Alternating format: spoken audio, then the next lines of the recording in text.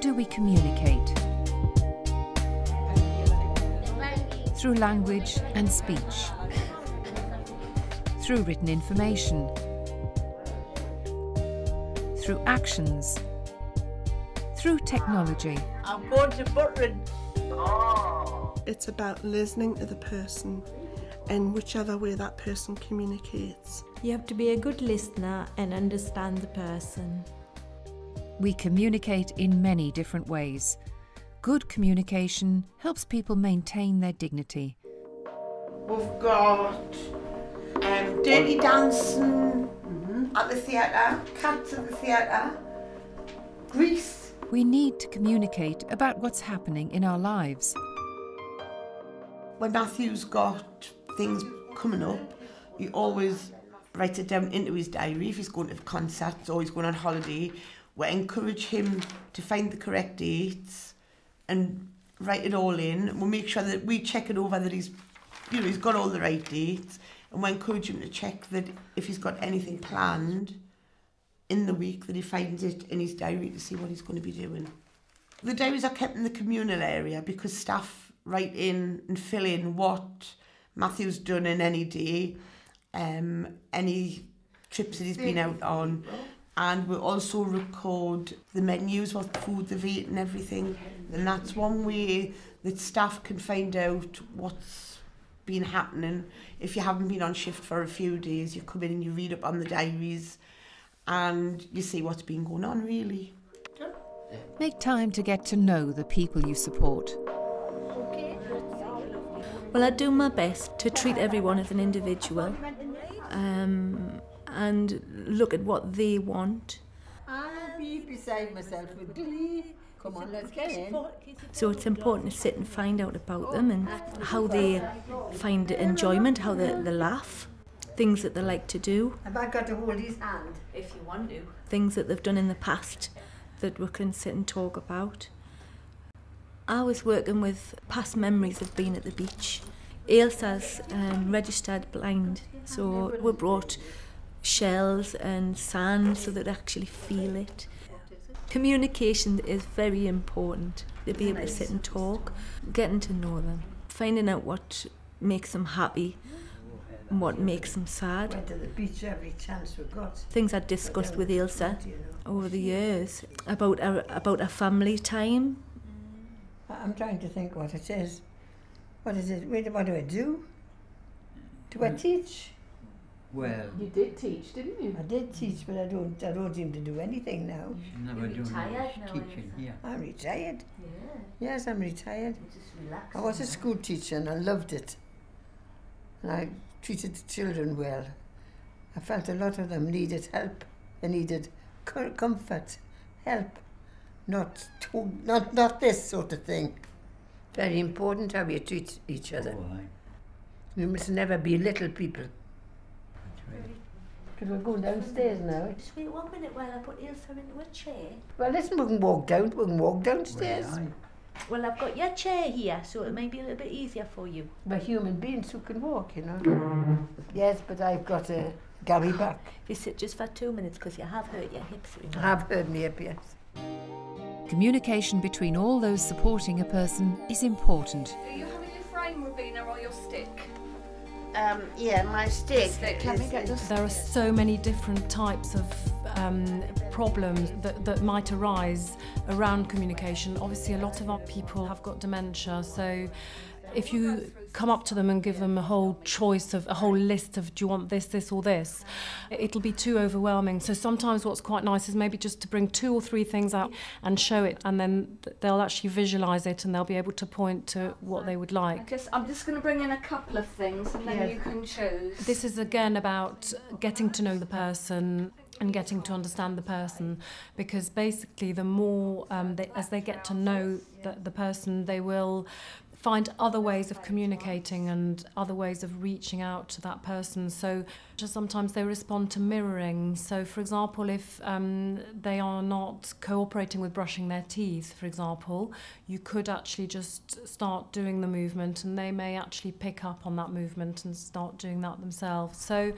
there are so many different ways, and obviously there's no right or wrong way, but it is about getting to know that person and what they respond to, basically. Okay, Rebecca, which one of these would you like? That one. That one, okay. John should be here in a minute. Yes. I think he's My role is to look after people in their own home and to keep them independent in their own homes for as long as possible. You get to know the particular person, and some people obviously want to be as independent as possible. So if they can do it themselves, they prefer to. And obviously things work very much better when actually people have a supportive family. Robina a lot of it is companionship. I don't do her personal care, and I tend to provide the activity. Put this here. So I encourage her to go out, and we sometimes have lunch or a coffee out. Oh, that's really, really delicious. Oh, look at the rain. Obviously there are sort of handovers, and after a while they get fairly routine. John, I think you need some more visit record sheets. I'll go to the car and get some more out for you. I've given Robina her medication. Right. You need to read the logs. Most important single one is probably the medication log, to check that they've had their medication. From time to time, you get new situations and you have really quite important judgment calls. Particularly, I think, when to call in other people's help. But yes, there is a lot of support, and what you're encouraged to do, if in doubt, pass the decision up. We very much empower our staff to feedback to us. So if there's something that they're not sure about, or if they've noticed a change in somebody, or they've noticed that something on the care plan, for example, has changed, we really encourage that communication, that two-way process.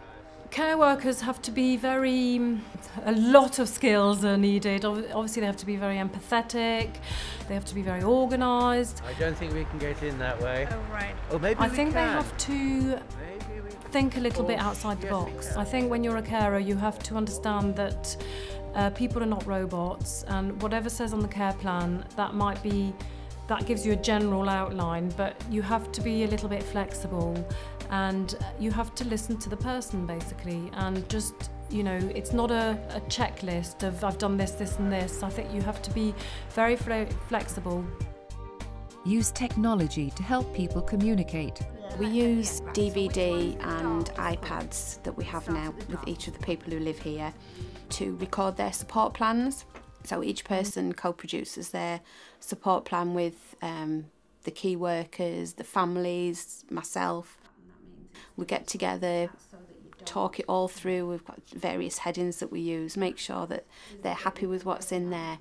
For example, when we've updated a support plan with Moira and I have sat and discussed progress that she's made, things that she's really happy with, further progress she'd like to make. So we've changed all that on the laptop. That's been printed off, and then we sit in her room, so she's got some privacy, and we just video that, and then that can be transferred onto DVD. So Moira's got that to access whenever she wants to. And it's a really good way of just being able to sit and say, well, yeah, this time last year you were doing that, but look at what you're doing now. And also a lot of the progress that she wants to make is actually her ideas now. It's actually her coming up with ideas and saying, I'd like to be able to do this now. So that's really good. It's a really good way of being able to work, and the ownership of the support plan is actually Moira's. We're just supporting her to carry it out. So then I'll take this and I'll put it on the DVD. Yes. And then you'll have it to watch back whenever you want. Okay? Okay. Each of the people who live here have got their own iPads now, and we've found them to be really good for doing lots of different things on. There, Nick. He's watching what we're doing, isn't he? Val's always wanted to use a computer, but she's not able to recognise letters or numbers. So obviously for an iPad, if she knows what she wants to press, like if there's a particular game that she likes, she can just press on it. She doesn't have to wait for somebody else to support her to access anything. She just knows how to get onto it straight away, and it's another form of communication for her. We've also used them for Skyping. So I'll just press on there and press answer with video. Okay. There's Peter, right, he can hear you, and there's Roy. All right. Hello, Moira, you all right? Yes.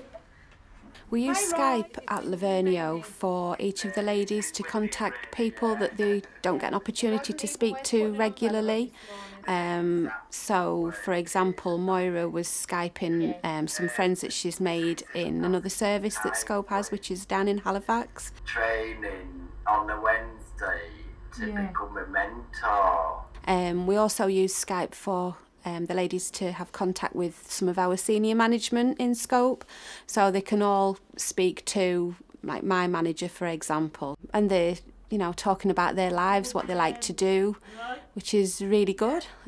It's making new connections, so it's great. And over the other side from where I am is where the other two staff go.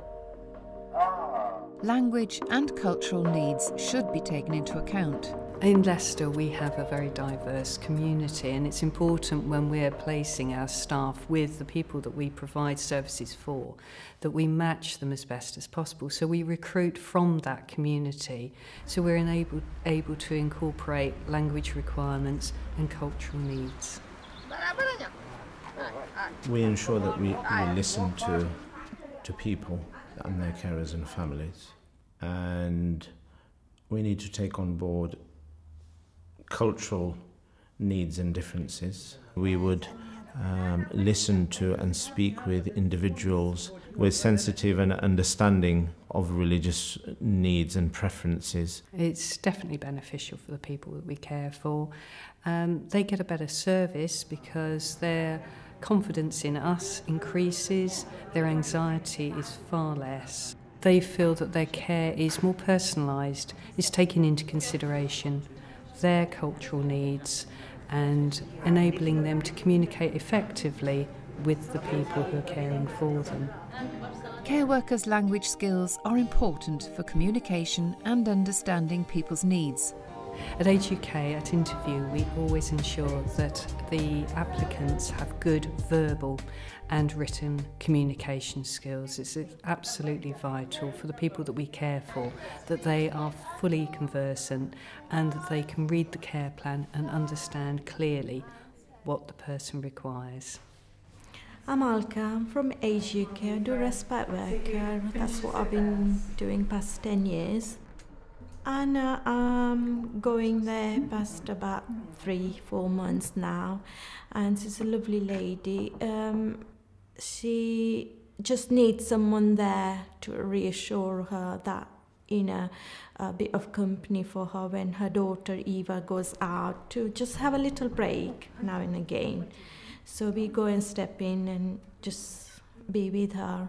Normally when I arrive at the house about 6:15 and then have a, just have a little chat with Anna and Eva, how's her week been, and then Eva goes out for a little while, whatever she needs to do. She has a break, and me and Anna sometimes watch TV together. Care workers should be supported to develop good non-verbal skills. I think with Anna's communication is very important, so you have to sort of, give her a rub on the hand that makes sure that you're there, and she does do eye contact, and now and again you do get a little smile from her, so then you know she's happy with you.